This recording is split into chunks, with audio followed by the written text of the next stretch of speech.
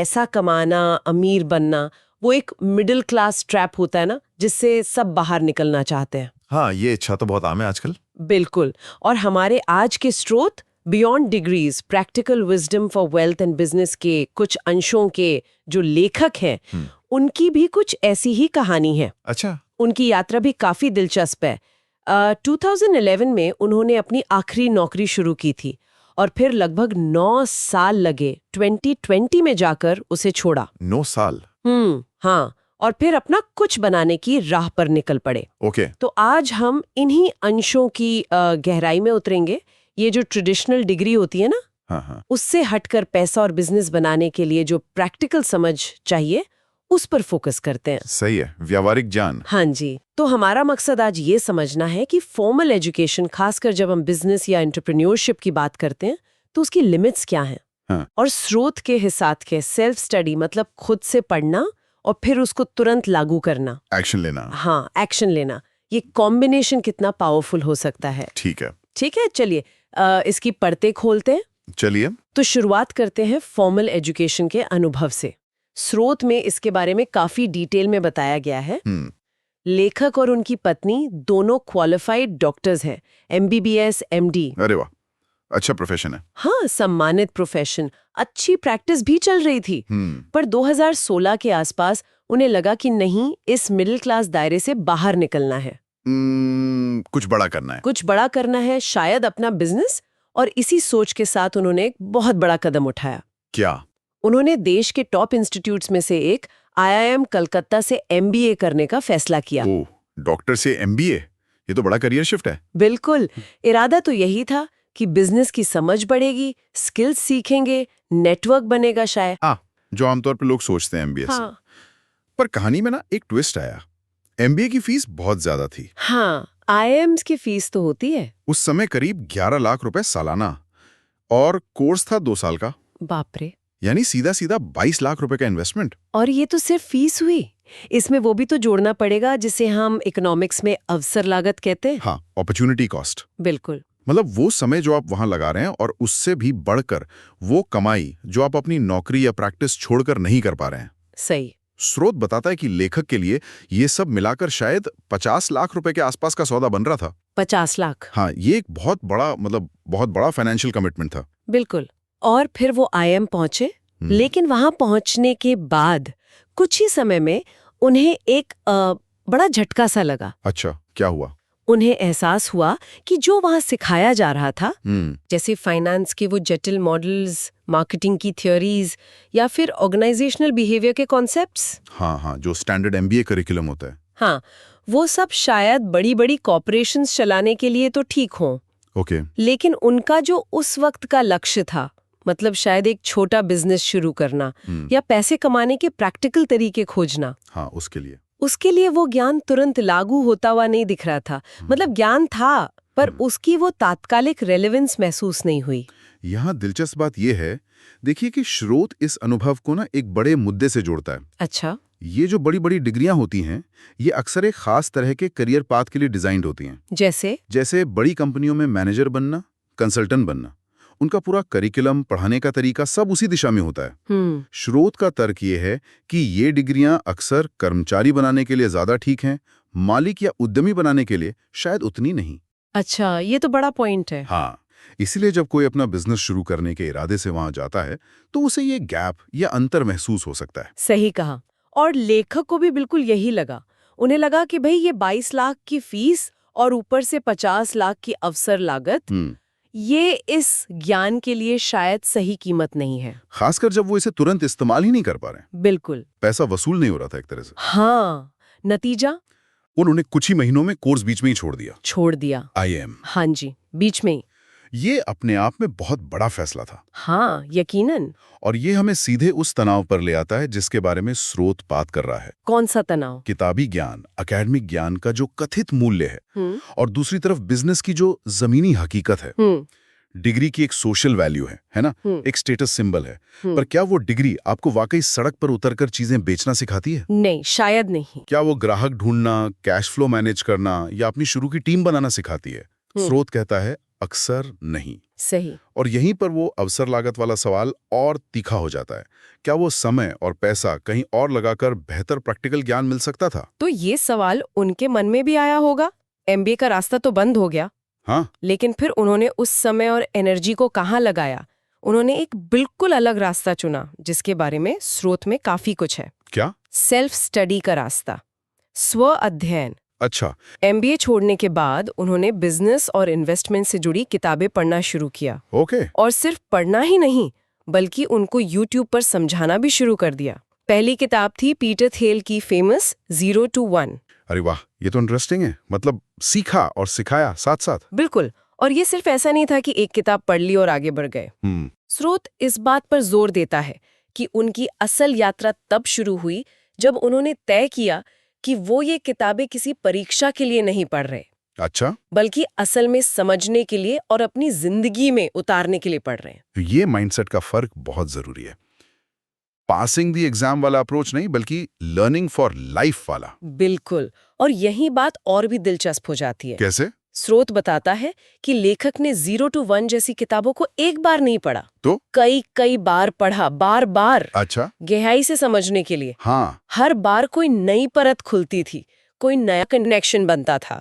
और उनका मानना है, और ये स्रोत का एक मेन पॉइंट है, क्या? कि सिर्फ एक किताब जैसे 0 to 1, उससे जो प्रैक्टिकल समझ और जो इंसाइट्स मिली, उनकी कीमत उन 22 लाख रुपए की फीस या वो जो 50 लाख की कुल अवसर लागत थी एमबीए की, हाँ, उससे कहीं ज्यादा थी। वो ये तो बहुत बड़ा दावा है। मतलब एक किताब की वैल्यू लाखों की एमबीए डिग्री से ज्यादा। हाँ, स्रोत यही तर्क देता है। इसके पीछे लॉजिक क्या है? लॉजिक ये है, देखिए, कि जब आप अपने लिए पढ़ते हैं ना, अपनी प्रॉब्लम्स को सॉल्व करने के लिए, हाँ। तो आप जानकारी को अलग तरह से प्रोसेस करते हैं। आप सिर्फ फैक्ट्स याद नहीं करते, आप पैटर्न्स ढूंढते हैं, आप उसे अपनी सिचुएशन पर लागू करने की कोशिश करते हैं। Active learning. बिल्कुल।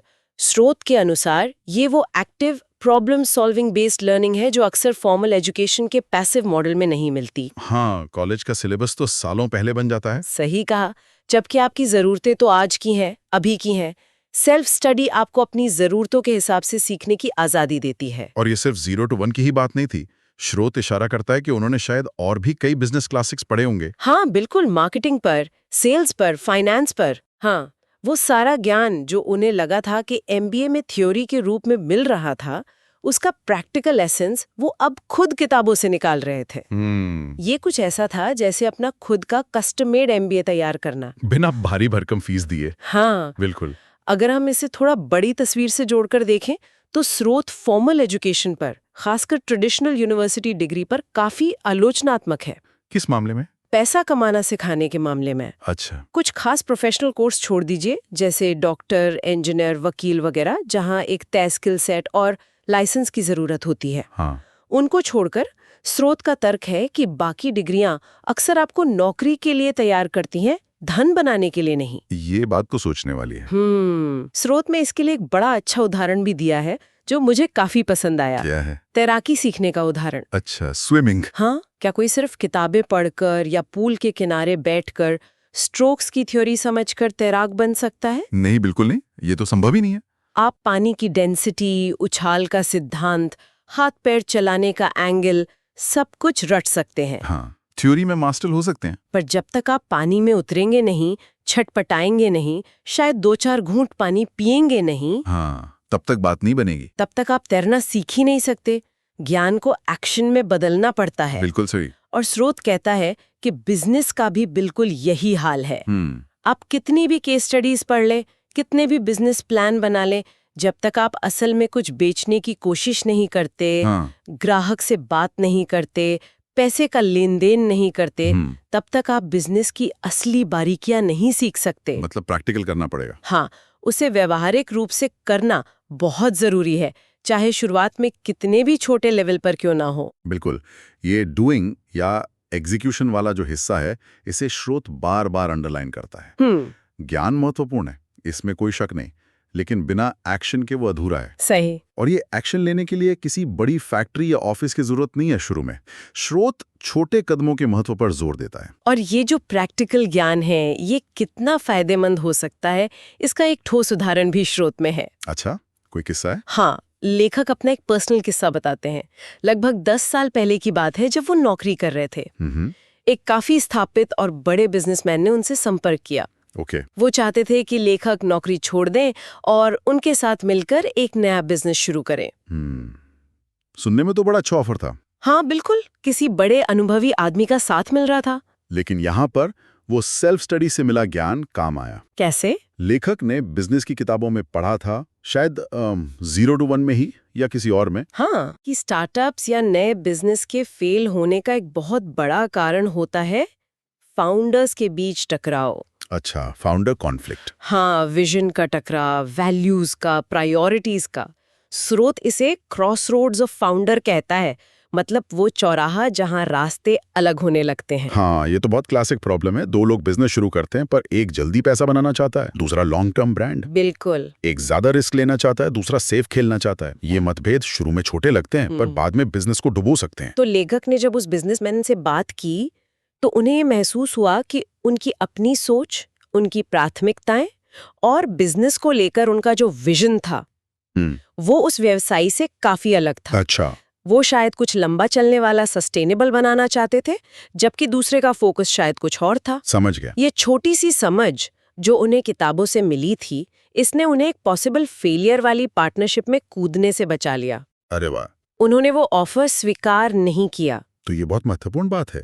ये दिखाता है कि किताबों से सीखा गया एक छोटा सा सिद्धांत भी आपको कितनी बड़ी गलतियों और नुकसान से बचा सकता है। हाँ, ये सिर्फ किताबी ज्ञान नहीं रहा। नहीं, ये प्रैक्टिकल विजडम बन गया जिसे उन्होंने असल जिंदगी की सिचुएशन में अप्लाई किया। स्रोत इस बात पर जोर देता है कि फाउंडर्स के बीच का ये अलाइनमेंट या उसका न होना अक्सर बिजनेस की सक्सेस या फेलियर तय करता है। अच्छा, इस किस्से से एक और सवाल मन में आता है कि आखिर ये व्यवसाय या बिजनेस है क्या चीज? क्या इसके लिए कोई बड़ी कंपनी ही बनानी पड़ती है? नहीं, और स्रोत इस बारे में बहुत साफ है। वो बिजनेस को बहुत ही सरल तरीके से डिफाइन करता है। कैसे? कोई भी एक्टिविटी जहां आप सैलरी पाने के बजाय कोई प्रोडक्ट या सर्विस बेचकर पैसा कमाते हैं, वो बिजनेस है। अच्छा, मतलब साइज से फर्क नहीं पड़ता। साइज से नहीं, तरीके से फर्क पड़ता है। आप एम्प्लॉय हैं या मालिक, ये फर्क है। तो मतलब अगर कोई घर से केक बनाकर बेच रहा है या कोई फ्रीलांस लिख रहा है या ऑनलाइन ट्यूशन दे रहा है, ये सब बिजनेस हुआ? स्रोत के अनुसार हाँ, बिल्कुल, क्योंकि इन सब में आप सीधे ग्राहक को कुछ वैल्यू दे रहे हैं और उसके बदले पैसा कमा रहे हैं। आप किसी के कर्मचारी नहीं हैं। स्रोत में एक और उदाहरण भी है, जैसे dkbins.com या dks.com जैसी वेबसाइट्स का जिक्र है। हाँ। ये शायद काल्पनिक नाम है जो स्रोत ने इस्तेमाल किए होंगे, जहां शायद ऑनलाइन कोर्सेज या प्रोडक्ट्स को रेफर करके कमीशन कमाया जा सकता है। अच्छा, एफिलिएट मार्केटिंग जैसा कुछ? हाँ, संभवतः वैसा ही कुछ। स्रोत इसे भी एक बिजनेस का ही रूप मानता है। क्यों? क्योंकि यहां भी आप सीधे तौर पर बिक्री या रेफरल के जरिए इनकम बना रहे हैं, आपको कोई फिक्स सैलरी नहीं मिल रही। इस तरह के छोटे छोटे प्रयास भी महत्वपूर्ण हैं। क्यों? क्योंकि ये आपको वो मैदान या अरीना देते हैं जहां आप किताबों से सीखे सिद्धांतों को आजमा सकें। हाँ, मतलब एक प्लेग्राउंड जैसा। बिल्कुल। मान लीजिए आपने मार्केटिंग की कोई तकनीक पढ़ी, आप उसे अपने इस छोटे वेंचर पर लगाकर देख सकते हैं कि वो काम करती है या नहीं।